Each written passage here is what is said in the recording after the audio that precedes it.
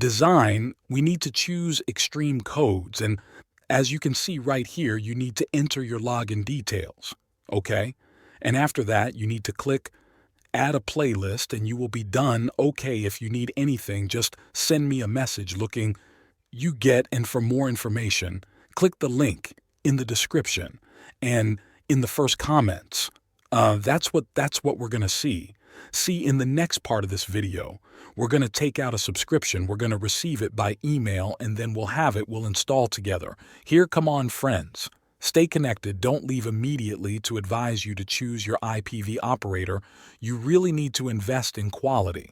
Not on price. IPV is a product or a service that requires updates day of changes from time to time.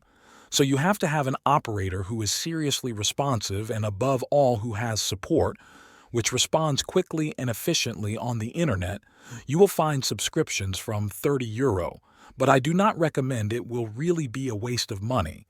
A good IPV subscription will accompany you all year round during your crazy wire evenings. It really deserves to invest in our subscription.